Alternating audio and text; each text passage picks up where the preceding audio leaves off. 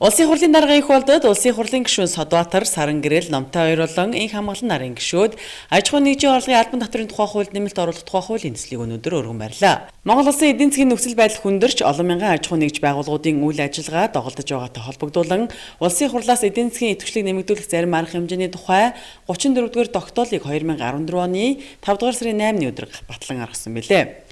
Эдийн засгийн хямралыг хохирол багтаа даван туулахад баялаг бүтээгчдэд бодиттой дэмжлэг үзүүлэх, нийгмийн дундаж давхраг буюу хувийн хөвшилт, хувийн жингээрээ дийлэх хувийг эзэлж байдаг, жижиг дунд бизнес эрхлэгч, иргэн аж ахуйн нэгж байгууллагын татврын ачааллыг бууруулах, түүнийг тайлагнах журмыг хөнгөвчлөх, бизнесийн байгууллагын үйл ажиллагааны ил тод нээлттэй байдлыг хангах, зарим татврын хөнгөлөлт үзүүлэх, далд эдийн засгийг бууруулах чиглэлээр татврын холбогдох хуулинд өөрчлөлт оруулах, хуулийн төслийг боловсруулан өргөн мэдүүллээ гэсэн юм а. Энэ нь бизнес хөрөнгө оруулалтын орчинг сайжруулах, эдийн засгийн идэвхжлийг нэмэгдүүлэх хувийн хөвшлийг дэмжихэд чухал ач холбогдолтой гэж үзжээ. 2012 оны байдлаар аж ахуйн нэгжийн орлогын албан татвар төлөгч аж ахуйн нэгж нийт 78748 байна. 1.5 тэрбум төгрөгийн борлуулалттай аж ахуйн нэгжүүдийн борлуулалтын орлого нийт борлуулалтын орлогын 13-аас 15%-ийг эзэлж байна гэсэн судалгааг улсын хурлын гишүүдийн өргөн барьсан хуулийн төслийн танилцуулгад дурджээ. Хуулинд энэ өөрчлөлтийг оруулснаар аж ахуйн нэгж бизнесийн байгууллагын ил тод нээлттэй байдал хангагдах, татврын байгууллагын ачаалал, захиргааны зардал багасах, төр бизнесийн байгууллагуудын харилцан ихтгэлцлийг бий болгож шат дамжлагыг багасгах зэрэг олон давуу тал бий болох юм байна. Аж ахуйн нэгжүүдийг энэ бизнес эдийн засгийн санхүүгийн хүндрэлтэй үед бизнесийн орчныг сайжруулах, аж ахуйн нэгжүүд дээр очиж байгаа дарамт ачааллыг бууруулах чиглэлээр бас бид бүхэн ийм хуулийн төслийг санаачлан өргөн барьж байна.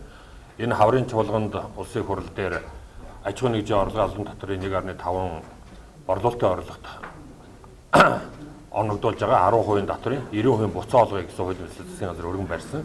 Энэ хуулийн төсөл бол их хурал дээр олонхын самдыг аваагүй унсан. Засгийн газар буцсан байгаа. Тэгээ бид бүхэн бол энэ 1% орлогын албан татврыг Монгол улсад бий болгох энэ хуулийн төслийг өргөн барьж байгаа.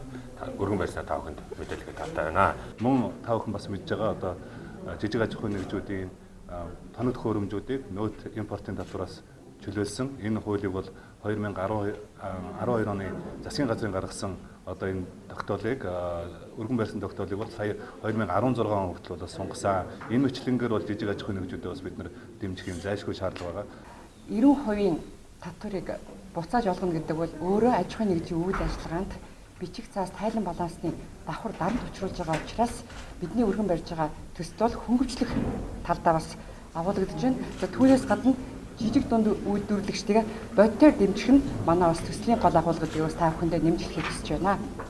Монгол төр засгийн зүгээс урьдчилан сэргийлэх арга хэмжээ авах нь бол зайлшгүй шаардлага бай. Энэ том ухаалаг үйлдэл. Тэгээ энэ хууль батлагдсанараа татвар төлөлтийн цар хүрээ нэмэгдэж ажлын байрыг хэвээр хадгалах тийм боломж бол нэмэгдэн. Зөвхөн өнгөрсөн хугацаанд үндэсний статистикийн хорооноос мэдээлснээр 2706 аж ахуйн нэгж үйл хаалгаа хаасан байгаа. Тэгэхээр энэ үйл хаалгаа хааж байгаа байдал бол бас саар мөчөж ажилгүйдлийн төвшин одоо нэмэгдээд байгаа энэ нөхцөл байдал бол илүү илааш чухал гэж бас бодож байгаа маа. Баярлалаа.